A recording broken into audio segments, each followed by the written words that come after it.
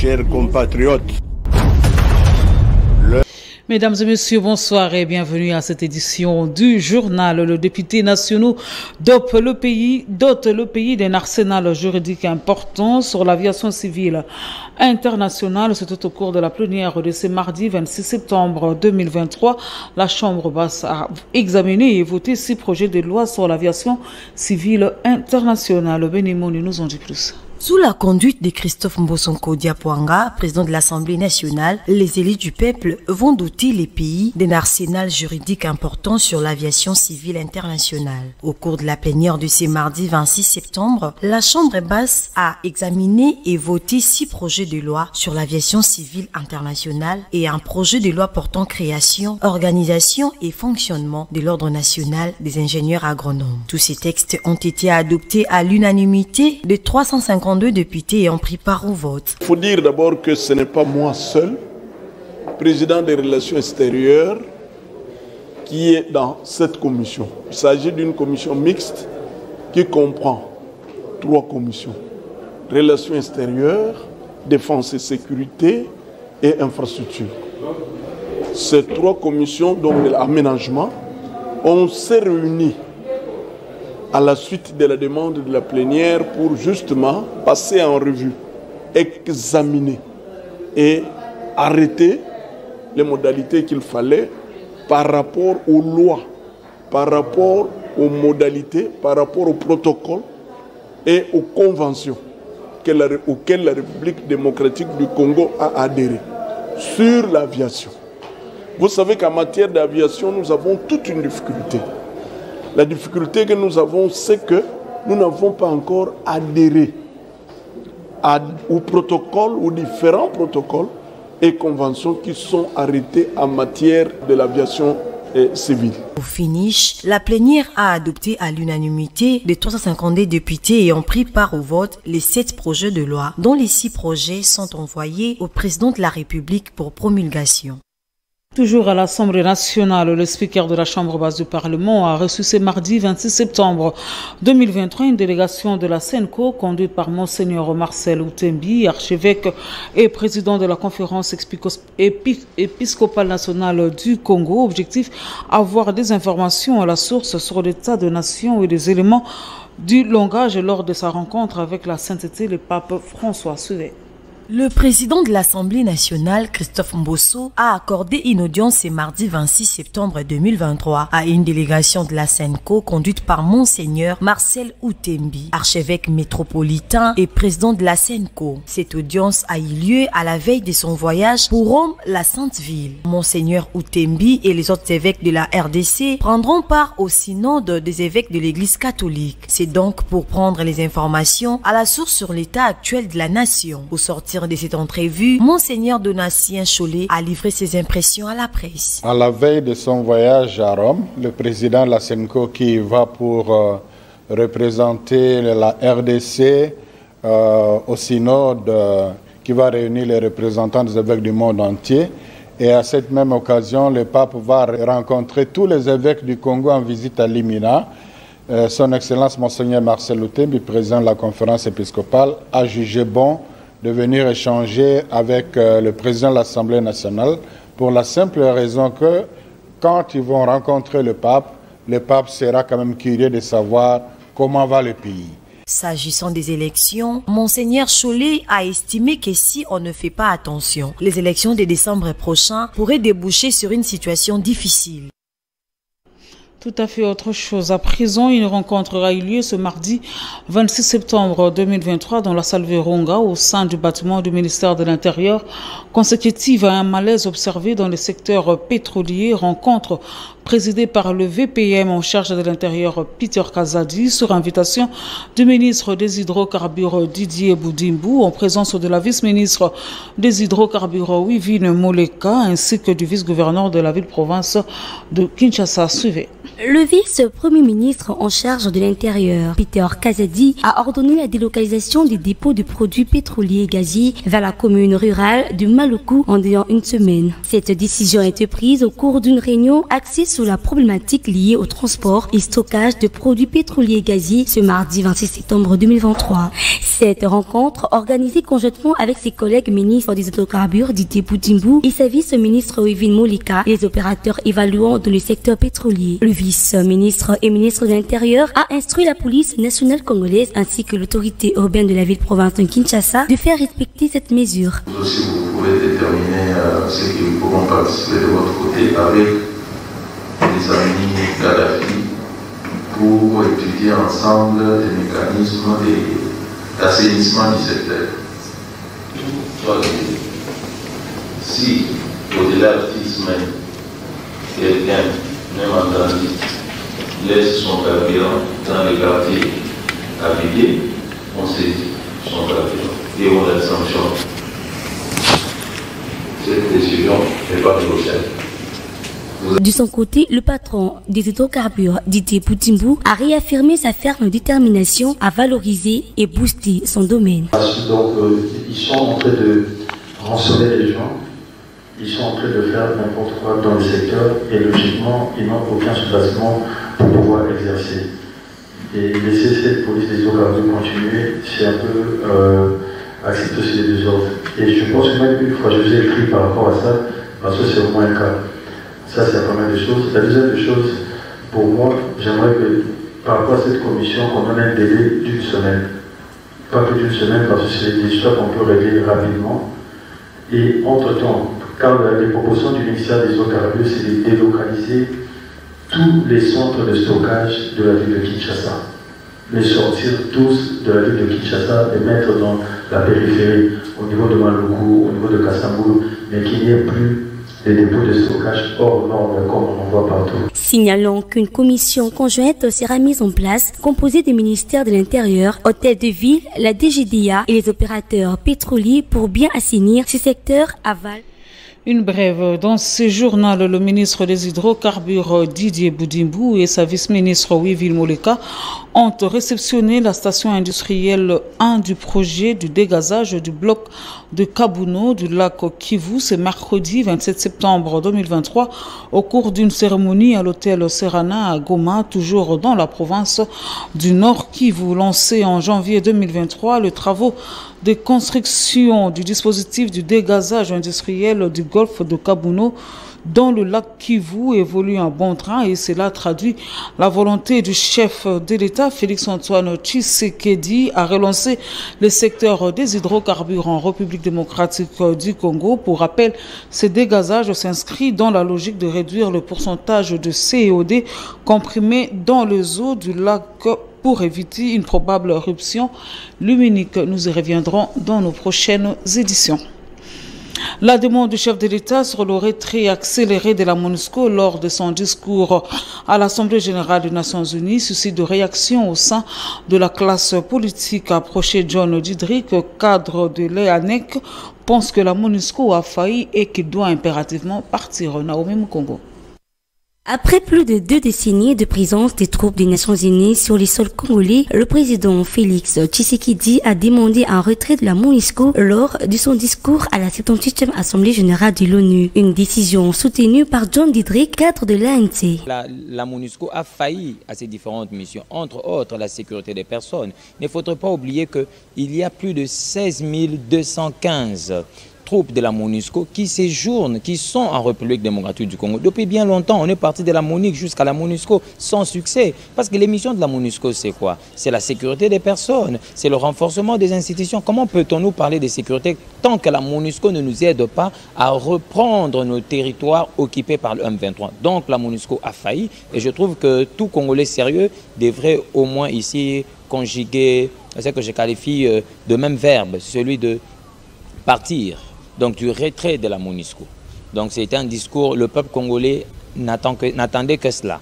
Et c'est un discours qui tombe à point nommé. Le chef de l'État a également maintenu sa décision de ne pas dialoguer avec le 1-23. John Dietrich pense que ces discours n'est pas suffisant, il faudrait plutôt passer à l'acte. Le peuple attend l'acte. Aujourd'hui, nous devons nous accorder. Il faudra avoir le courage. Il faudra avoir le courage de répondre de la manière la plus proportionnelle à l'agresseur rwandais. Il faudrait la proportionnalité. Nous ne devons pas continuer à être pleurnichards. Donc nous devons répondre d'une manière proportionnelle. Et les discours ne vont rien résoudre. C'est la proportionnalité dans l'acte qui va résoudre le problème de la guerre. Pour rappel, le chef de l'État s'est prononcé du haut de la tribune de l'ONU à New York le mercredi 20 septembre dernier. Restons toujours dans le même chapitre. Le comité provincial de sécurité du Nord Kivu a alerté sur la présence des espions rwandais travaillant pour le M23 aux frontières de la République démocratique du Congo. C'était au cours d'une réunion de sécurité présidée par le gouverneur ad intérim du Nord Kivu, le général-major Peter Tcheremwani, ce mardi 26 septembre 2023 à Goma. Naomi Mukongo.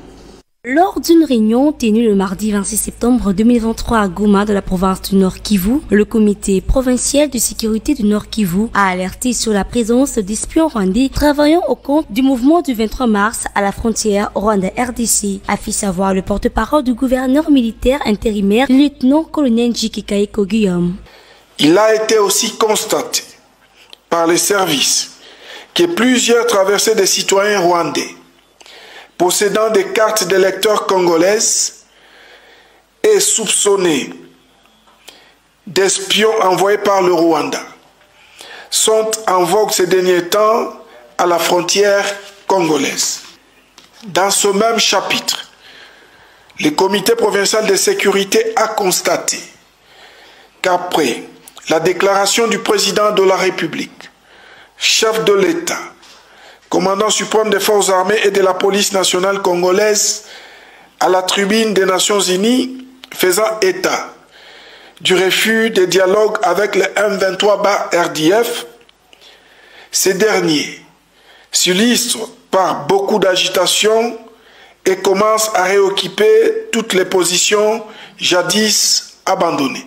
Notons que face à cette menace, les services de sécurité ont été instruits de redoubler des vigilances pour déjouer ces plans du régime de Kigali. Revenons à Kinshasa. Le ministre des Transports, Voies de Communication et des Enclavements, Marc Ekila, a échangé avec l'intersyndicale des transporteurs routiers le mardi 26 septembre 2023 dans son cabinet de travail en vue de mettre fin à leur mouvement de grève. Véronique Manabouana nous en dit plus. Le ministre des Transports, Voies de Communication et des Enclavements, Marc Ekila, a eu des échanges durant 48 heures avec l'intersyndicale des transporteurs routiers. Au terme de discussions, les représentants des transporteurs routiers ont annoncé la possibilité d'élever la grève incessamment. Au sortir de l'audience, André Chikenke, président de l'intersyndicale des transporteurs routiers, a rassuré qu'il ne reste que quelques derniers réglages à traiter au cabinet du ministre des Transports. Je crois qu'il est responsable de notre part que nous puissions faire une restitution même partielle à nos bases, tous les grévistes. Le temps pour nous demain de pouvoir prendre demain ou après-demain, tout dépend de ce qui va être levé comme option maintenant ici, pour que nous puissions donner un message trop clair, plus clair à toute la profession. Mais d'entrée de jeu, nous voulons signaler à tout le monde ici que tout est bien parti.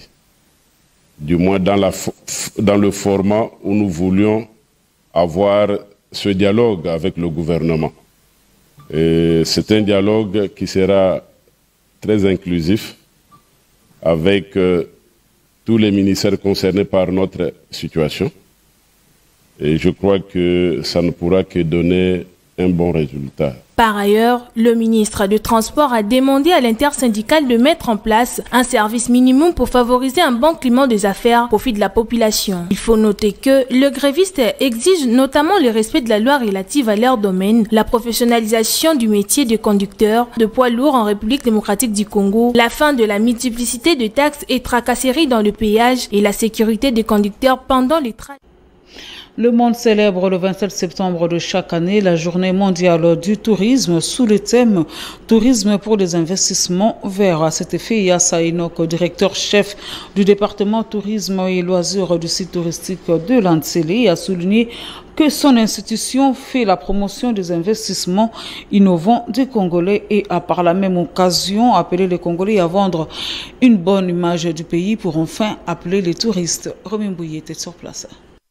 Chaque 27 septembre, nous célébrons la journée mondiale du tourisme, instituée par l'Organisation mondiale du tourisme, l'OMT. Et cette année, l'Organisation mondiale du tourisme célèbre la journée au niveau de l'Arabie Saoudite, plus précisément dans la ville de Riyad, où bien sûr notre autorité de tutelle, son Excellence M. Didi Manzenga, se retrouve avec une forte délégation depuis 72 heures. Et la journée commence aujourd'hui, les célébrations commencent aujourd'hui et ça terminera demain. Ici au niveau de Kinshasa, et les thèmes justement que l'OMT a choisi pour cette année, c'est le tourisme pour les investissements verts. Et précisément ici à Kinshasa, chaque année, quand on a un thème institué par l'OMT, nous avons aussi un thème national. Et le thème national est la promotion des investissements innovants pour un tourisme durable en RDC. Donc, d'abord, nous devons aimer notre pays. J'ai toujours dit que nous tous, en tant que Congolais, nous sommes les agents publicitaires, les agents marketeurs de notre destination. Donc, nous, en tant que professionnels du tourisme, ce n'est pas seulement notre mission de promouvoir la RDC comme une destination, mais c'est à nous tous, en tant que compatriotes, en tant que fils et filles de ce pays. Donc, partout où vous êtes, dans votre coin, dans vos activités, il faut promouvoir, donner une bonne image de votre pays. Et bien sûr, avant de donner une bonne image de votre pays, vous devez la connaître. D'où nous sommes en train de promouvoir ce qu'on appelle le tourisme domestique, c'est-à-dire que le Congolais doit d'abord découvrir son pays avant même de le promouvoir. Parce que si vous ne connaissez pas votre pays, vous ne connaissez pas la richesse culturelle, touristique que vous avez dans votre pays, ça sera difficile pour vous de promouvoir votre pays. Donc nous invitons tous les Congolais, tous nos compatriotes, de prendre le temps de visiter, de s'offrir des expériences touristiques à travers la République. Même ici au niveau de Kinshasa, il y a plusieurs choses à redécouvrir. Donc prenons vraiment le temps de venir faire des visites dans différentes institutions, dans différents bâtisses que la République compte. Et ça sera quelque chose d'enrichissant pour nous et bien sûr promouvoir la RDC à travers le monde. Parlons sport à présent. Les Léopards dames de la République démocratique du Congo se sont qualifiés au second tour des éliminatoires de la CAN féminine Maroc 2024 en battant au match retour les Amazones du Bénin sur une note de 2-1 à Cotonou. François Emangué nous en dit plus. Dans un match retour totalement coincé pour les Léopards dames de la RDC, dès le premier quart d'heure, la situation semble être en faveur de Béninoises qui ouvrent en premier le score.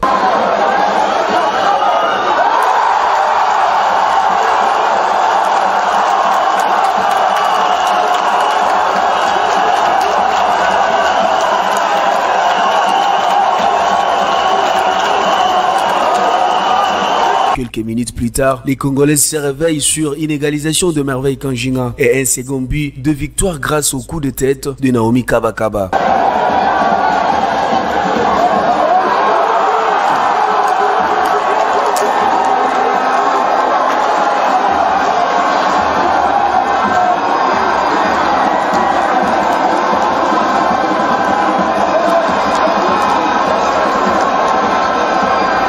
Qualifié au deuxième tour, les coachs Marcelo n'hésitent pas d'exhiber sa technique. Le niveau de jeu, c'est-à-dire ici, le plan collectif, c'est-à-dire avant le dernier quart d'heure du match, il y a eu quand même de bonnes combinaisons, il y a eu quand même un peu de jeu de part et d'autre. C'est à un moment donné que maintenant on devait compter sur les individualités. Tout ça, ça arrive aussi dans le football. Hein. Si le plan collectif, on a essayé, ça n'a pas marché. Maintenant, ce sont les individualités qui devaient en fait parler. Nous avons connu un problème avec la sortie de Marlène. Ça nous a un peu cassé les rythmes parce que c'est elle qui organisait l'équipe. Elle était blessée, bon, elle est sortie, ça nous a causé un peu du tort. 2-1 en faveur de la RDC comme à Kinshasa. Les seconds tours des éliminatoires de la CAN féminine Maroc 2024 s'y joueraient également en aller-retour afin de déterminer les qualifiés de la phase finale de cette Coupe d'Afrique des Nations.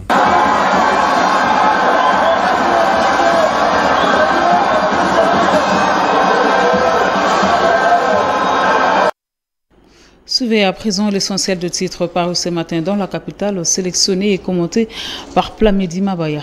Revue de presse.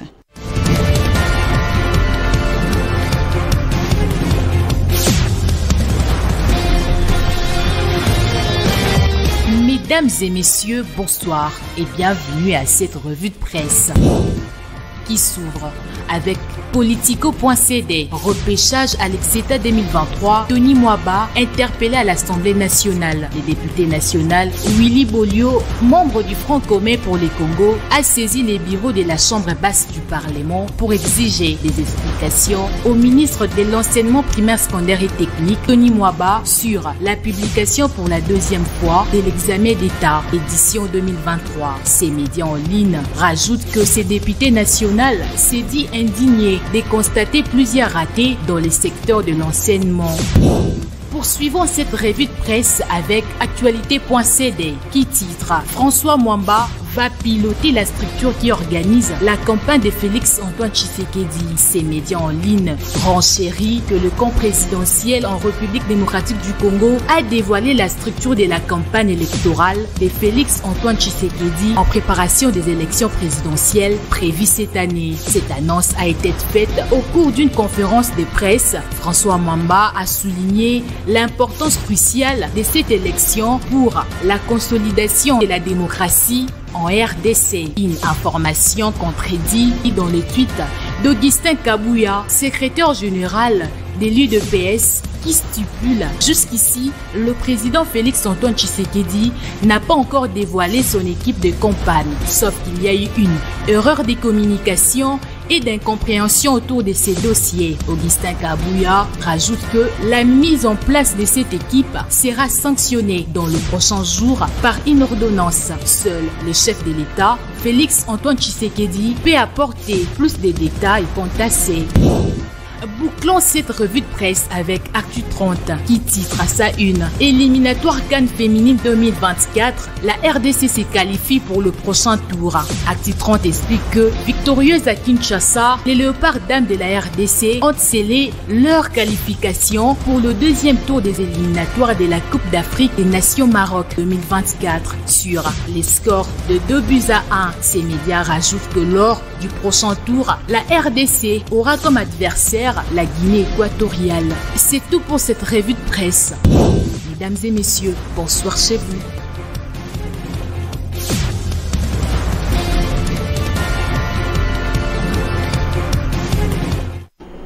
Voilà, mesdames et messieurs, la rédaction a préparé ce journal. Plamedi Mabaya était chef d'édition. Freddy Vousantoto à la régie finale. Emmanuel Kaloubi derrière la caméra et Obed Kassa et Tati à la régie finale. Merci à vous, fidèles téléspectateurs, et bonne suite de programme sur nos antennes.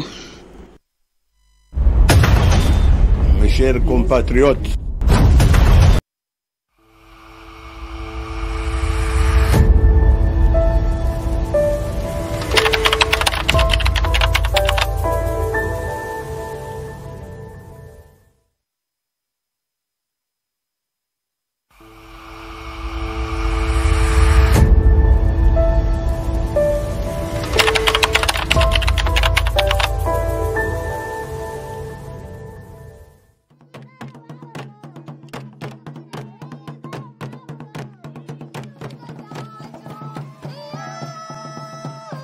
plus de 200 déplacés de Rutshuru et Nyiragongo vivant au camp de Boskongangi ont bénéficié d'une assistance